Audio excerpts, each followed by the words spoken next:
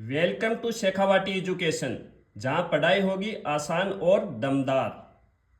हमारा उद्देश्य है हर विद्यार्थी तक गुणवत्तापूर्ण शिक्षा पहुंचाना और आपके सपनों को नई उड़ान देना।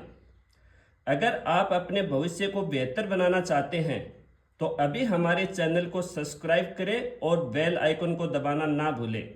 शेखावाटी एजुकेशन, सीखने का नया अंदाज, सफलता की नई शुरुआत।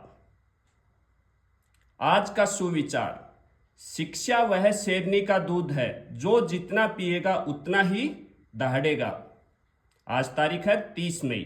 तो आज का राजस्थान का करंट अफेयर्स। राजस्थान प्रशासनिक एवं भ्रष्टाचार रोधी कार्रवाई। राजस्थान सरकार है वो भ्रष्टाचार पर कार्रवाई कर रही है। तो राजस्थान सरकार प्रशासन में जीरो टॉलरेंस नीति पर कार्य कर रही है। बर्खास्त की। पेयजल नमूनों की गुणवत्ता जांच में फर्जी रिपोर्ट तैयार करने के आरोप में पीएचडी अलवर प्रयोगशाला के वरिष्ठ रासायनिक प्रदीप कुमार हजरती को बर्खास्त किया गया। किसको बर्खास्त किया गया है? वरिष्ठ रासायनिक था प्रदीप कुमार हजरती, और ये कहाँ की पीएचडी में था? अलवर की प्रयोगशाला में था। और इसने क्या भ्रष्टाचार किया है? पेयजल नमूनों की गुणवत्ता जांच में फर्जी रिपोर्ट तैयार करके पेश की थी। तो राजस्थान सरकार ने इसको क्या किया है?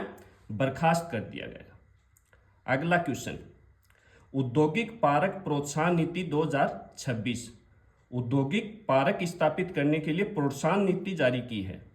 और प्रोत्साहन नीति कब की है? 2026 की। 18 मार्च 2026 को मुख्यमंत्री ने इसका अनावरण किया। मुख्यमंत्री ने कब अनावरण किया है इसका? 18 मार्च 2026 को। क्रियान्वयन संस्था, किसका क्रियान्वयन कौन सी संस्था कर रही है? तो रिको, प्राइवेट डेवलपर्स के माध्यम से औद्योगिक पार्क विकसित कर रहा है। रिको है वो प्राइवेट डेवलपर्स के माध्यम से औद्योगिक पार्क विकसित कर रहा है। नीति के मॉडल ए और डी के तहत प्रदेश के 9 स्थानों पर 645 हेक्टेयर भूमि में नए पार्क विकसित करने हेतु 1 जून 2026 से आवेदन शुरू हुए। तो इसके लिए प्राइवेट डेवलपर्स के लिए आवेदन कब से शुरू हुए हैं? 1 जून 2026 से शुरू होंगे। कितने हेक्टेयर भूमि और कितने स्थानों पर है? 9 स्थानों पर 645 हेक्टेयर भूमि है। और इसके मॉडल कितने हैं? 4, ए से डी तक। इसमें शर्तें क्या रखी गई हैं रिको के द्वारा? निजी क्षेत्र में औद्योगिक पार्कों के लिए न्यूनतम 50 एकड़ क्षेत्रफल। कितना एकड़ जमीन की जरूरत है? 50 एकड़ की। और फिर कम से कम 10 औद्योगिक इकाइयों की स्थापना अनिवार्य। क्या अनिवार्य किया है शर्त में? कि 50 एकड़ कम से कम उसके पास में भूमि होनी चाहिए और कम से कम 10 औद्योगिक इकाइयां स्थापित करनी चाहिए। जो प्राइवेट डेवलपर्स हैं उनके लिए शर्तें लागू की हैं। अब विकास के 4 मॉडल हैं कौन कौन से? मॉडल ए में क्या शर्त रखी है? रिको द्वारा आवंटित भूमि पर पूर्णतः निजी डेवलपर द्वारा विकास की पूर्णतः पूरी भूमि कौन आवंटित करेगा? रिको। लेकिन उस पर विकास कौन करेगा? डेवलपर, निजी डेवलपर उस पर विकास करेंगे। 7 स्थानों पर करेंगे। 374 हेक्टेयर भूमि चिन्हित कर दी गई है। मतलब मॉडल ए के अंतर्गत रिको द्वारा तो आवंटित भूमि होगी और डेवलपर विकास निजी डेवलपर द्वारा विकास किया जाएगा। मॉडल बी में 80% भूमि विकासकर्ता की होगी, डेवलपर की होगी, और 20% भूमि रिको द्वारा निर्धारित दरों पर होगी। रिको द्वारा इसमें कितनी होगी? 20% ही होगी, बाकी 80% विकासकर्ता की होगी। मॉडल सी में संपूर्ण भूमि की व्यवस्था स्वयं विकासकर्ता द्वारा की जाएगी। मॉडल डी सार्वजनिक निजी भागीदारी पर आधारित अजमेर के कनीकला और दौसा के गांव में कुल 271 हेक्टेयर भूमि। तो इस प्रकार इसके 4 मॉडल बनाए गए। अगला क्वेश्चन देखो, भारत सरकार की स्कीम है, एक नई योजना है, पीएम सूर्य घर मुफ्त बिजली योजना। पीएम सूर्य घर मुफ्त बिजली योजना स्वच्छ ऊर्जा, मतलब इससे वायु प्रदूषण ना हो, बिल्कुल स्वच्छ ऊर्जा और आत्मनिर्भर बनाए के लिए संचालित इस योजना से देश भर में 40 लाख से अधिक, पूरे देश में कितने लाख से अधिक? 40 लाख से अधिक, और इसमें अकेले राजस्थान में 2 लाख से अधिक परिवार जुड़ चुके हैं। कौन सी योजना से? पीएम सूर्य घर मुफ्त बिजली योजना। प्रधानमंत्री ने ये लॉन्च कब की थी? 13 फरवरी 2024 को प्रधानमंत्री ने इस योजना को लॉन्च किया था। मंजूरी कब मिली थी? 29 फरवरी 2024 को। मंजूरी कब मिलती है? 29 फरवरी 2024 को 75,021 करोड़ रुपए के बजट की। और इसमें क्या है? 1 करोड़ घरों में सोलर रूफटॉप लगेंगे। राजस्थान की रैंकिंग, इसमें राजस्थान की स्थिति क्या है इस योजना में? तो अपनी दूरदर्शी नीतियों के कारण राजस्थान आज देश के शीर्ष 5 सौर ऊर्जा संपन्न राज्यों में शामिल है, कि मतलब टॉप 5 में राजस्थान इस योजना में शामिल है। नवीन और नवीकरणीय ऊर्जा मंत्रालय, ये इसका मंत्रालय है। इसकी एक ताजा रिपोर्ट जारी हुई है 30 अप्रैल 2026 को, जिसमें राज्यवार आंकड़ों के अनुसार शीर्ष 5 राज्य देखो। तो फर्स्ट रैंक पे कौन है? राजस्थान। ये जरूर याद रखना है, फर्स्ट रैंक पे कौन है? राजस्थान है। कितनी सौर ऊर्जा स्थापित क्षमता है राजस्थान की? 41,685.53 मेगावाट। टॉप पे है राजस्थान अपना। दूसरे नंबर पे कौन है? गुजरात। गुजरात की क्षमता कितनी है? 31,099.99 मेगावाट। और तीसरे स्थान पर कौन है? महाराष्ट्र, 19,972.10 मेगावाट। और चौथे नंबर पर है तमिलनाडु, 13,871.13 मेगावाट। और पांचवें नंबर पर है कर्नाटक, 11,275.44 मेगावाट। तो इनको क्रम से सबको याद रखना है। आजकल सीधे क्वेश्चन तो पूछते नहीं है, क्वेश्चनों की अलग पैटर्न चेंज हो गया है। तो इनको पांचों को क्रम से याद रखना है और इनकी जो क्षमता है वो भी याद रखनी है। टॉप पे कौन है? अपना राजस्थान है। 2 नंबर पे कौन है? गुजरात है। 3 नंबर पे महाराष्ट्र, 4 नंबर पे तमिलनाडु और 5 में कर्नाटक है। कौन सी योजना में? पीएम सूर्य घर मुफ्त बिजली योजना में। लॉन्च कब की गई थी? 13 फरवरी 2024 को। और कितना बजट पास किया गया था? 75,021 करोड़ रुपए, 1 करोड़ घरों के लिए। एमएनआर के अनुसार भारत की कुल सौर ऊर्जा स्थापित क्षमता 30 अप्रैल 2026 तक कितनी हो गई है? 154.24 गीगावाट हो गई है। अब इस पर क्वेश्चन देखो। नवीन और नवीकरणीय ऊर्जा मंत्रालय की 30 अप्रैल 2026 की रिपोर्ट के आधार पर शीर्ष 5 राज्यों को मिलान कीजिए। आजकल इसी पैटर्न के क्वेश्चन आते हैं। तो राजस्थान की कितनी क्षमता थी? 41,685.53 मेगावाट। तो राजस्थान में एक में बी आएगा। गुजरात की कितनी थी? 31,099.99 मेगावाट। इस प्रकार इनका मिलान करना है। तो इसका सही उत्तर क्या आएगा? 1 में बी, 2 में ए, 3 में डी, 4 में ई, 5 में सी। अगला क्वेश्चन देखो। राजस्थान सरकार के साथ एमओयू हुआ है, यानी कि समझौता हुआ है। समझौता राजस्थान सरकार के साथ हुआ है किस समूह का? वेदांता समूह का। और वेदांता समूह का फाउंडेशन कौन सा है? अनिल अग्रवाल फाउंडेशन। और अनिल अग्रवाल फाउंडेशन की संस्था का क्या नाम है जिसने एमओयू किया है? टाको, द एनिमल केयर ऑर्गेनाइजेशन। इन्होंने एक केंद्र स्थापित किया है। तो उस केंद्र का क्या नाम है? Agnivesh Agarwal nature interpretation centre. और ये सेंटर कहाँ स्थापित किया इन्होंने? राजस्थान के अलवर जिले में सरिस्का टाइगर रिजर्व में।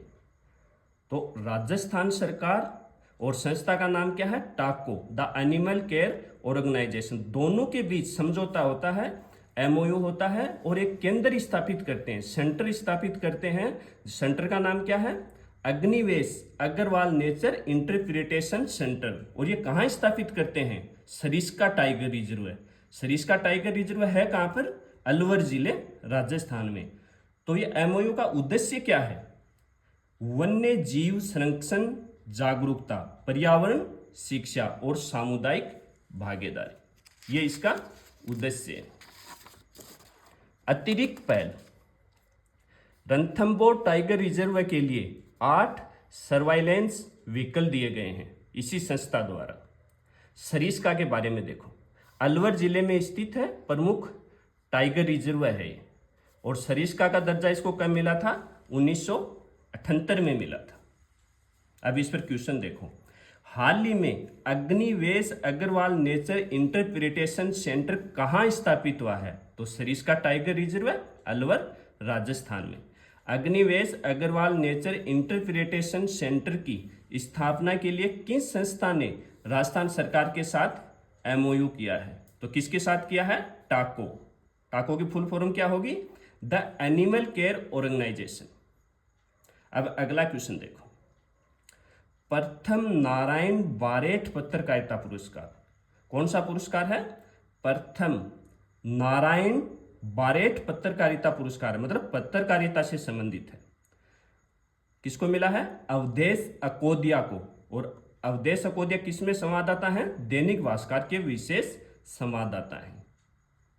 यह पुरस्कार वरिष्ठ पत्रकार स्वर्गीय नारायण बारेठ की स्मृति से शुरू किया गया है। मतलब किसकी स्मृति में यह शुरू किया गया था? वरिष्ठ पत्रकार स्वर्गीय नारायण बारेठ की स्मृति में।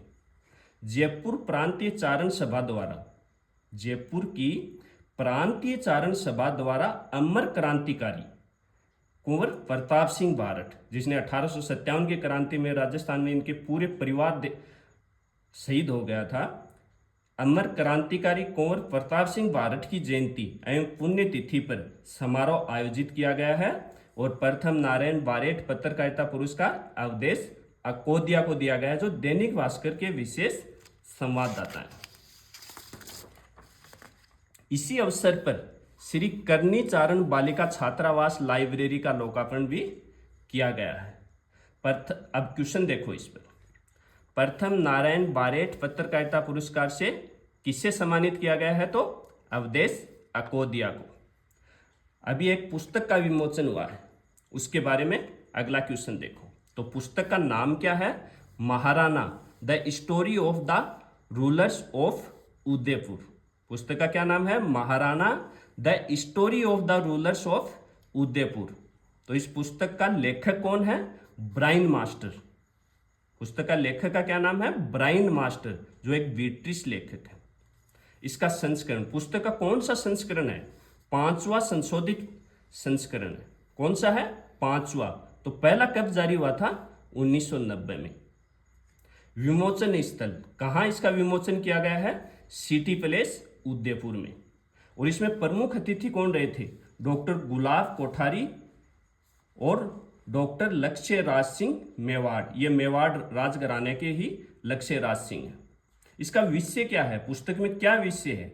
मेवाड़ राजवंश, मतलब मेवाड़ राजवंश के बारे में बताया गया है। उदयपुर के महाराणा वंश के बारे में, राजपूतों के शौर्य, विरासत और बलिदान के बारे में बताया गया है। तो ये कौन सी विरासत पर हो गई? मेवाड़ रियासत पर, उदयपुर राजवंश पर। अब इस पर क्वेश्चन देखो, हाल ही में Maharana the story of the rulers of Udaipur पुस्तक के 5वें संशोधित संस्करण का विमोचन कहाँ हुआ है और इसके लेखक कौन है? तो विमोचन कहाँ हुआ है? उदयपुर सिटी पैलेस में। और लेखक कौन है? ब्रिटिश लेखक ब्राइन मास्टर। अब सिटी पैलेस के बारे में देखो। सिटी पैलेस कहाँ है? उदयपुर में है। किस झील के किनारे है? पिछोला झील के किनारे है। और इसका निर्माण किसने करवाया था? महाराणा उदय सिंह द्वितीय ने। अगला क्वेश्चन देखो इस पर, निम्नलिखित कथनों पर विचार करें। A, Maharana the story of the rulers of Udaipur के लेखक ब्राइन मास्टर हैं। बिल्कुल सही है। ब्राइन मास्टर कहाँ के थे? ब्रिटिश लेखक हैं। बी, इसका 5वां संशोधित संस्करण उदयपुर सिटी पैलेस में विमोचित हुआ है। बिल्कुल, जो पिछोला झील के किनारे है। सी, विमोचन में प्रमुख अतिथि डॉक्टर गुलाब कोठारी और डॉक्टर लक्ष्य राज सिंह मेवाड़ है। बिल्कुल यही दोनों थे। और यह पुस्तक मुख्य रूप से जयपुर के कछवा राजवंश पर आधारित है। नहीं नहीं भाई, ये इसमें गलत है, मेवाड़ राजवंश से ही संबंधित थी। तो इसका सही उत्तर क्या होगा? 1, 2 और 3।